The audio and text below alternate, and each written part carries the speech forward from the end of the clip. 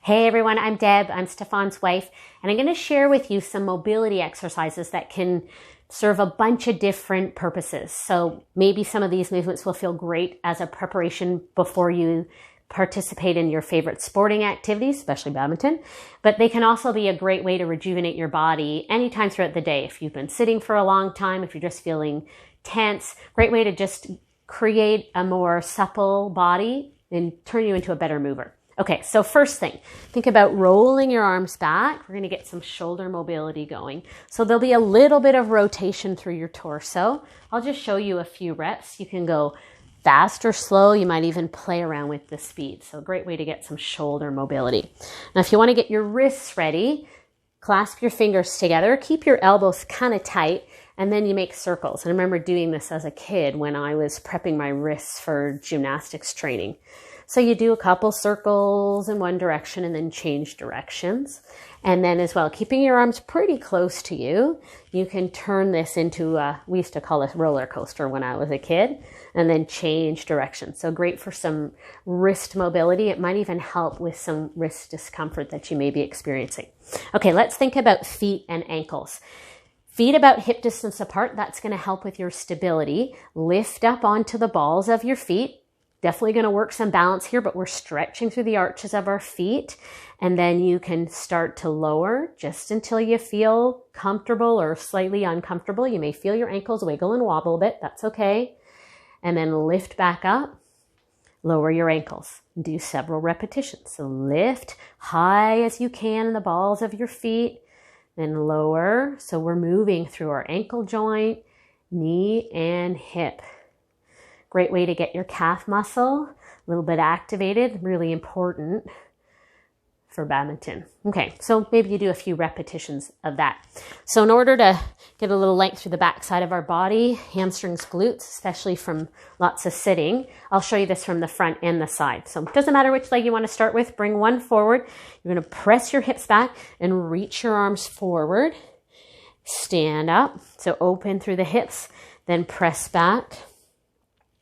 I'll show you from the side. So ideally, you're keeping a nice long spine and you're moving from the hips. And this is going to look a little different on everyone. And then you do maybe 4, 5, or 10, however many repetitions. And again, I'm going a little bit fast right now, but you could go at a slower pace if that feels better. So now, if we want to open up our hip flexors and a little bit more chest and shoulder mobility, take one leg back. We're going to open up so you feel a big stretch through the whole front side of your body. So again, I'm going to show you from the side. So you can see that I'm pressing my elbows back and I'm pushing my hip forward to stretch through my hip flexor. And then a little more chest opening. And this type of movement is really a great antidote to sitting. Okay, let's get a little more movement through our hips.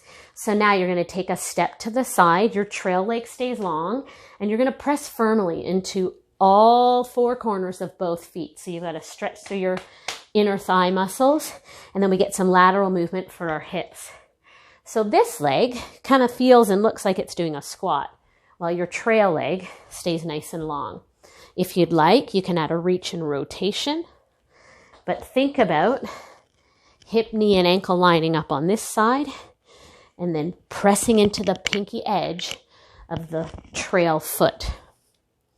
Now, if your hips are feeling a little more mobile and you want to go further, you could start to bring this lower to the ground and then shift side to side. So again, it's going to look different on everyone. I'm pretty mobile because I practice a lot of this stuff. And you shift, so we get some great length through our adductor. Lots of hip mobility, getting a bit of a calf stretch if you really flex your foot. And just think of fluid motion from one side to the other. So you may be way up here like this. It doesn't matter. But my guess is if you try some of these things over time, you'll start to notice a big difference. Now, one last thing, really great for our hips, and that's going to help low back health, is a mobility squat. So depending on your flexibility, you're going to take your feet wide and turn your toes out so you've rolled your leg bones out. And you might be up here, depends on your hips. And then we're going to press and open up our legs. And then some of you may be able to drop your hips lower, and eventually you might get all the way down. Don't worry if your feet aren't flat on the floor. You might need to lift your heels.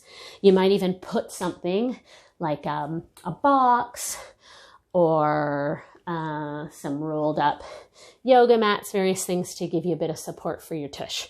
And then you can move side to side. You can keep pressing open to help increase your hip mobility. So I'm going to roll up, give your shoulders a couple rolls, and there you go. There's some ideas to help you become more mobile.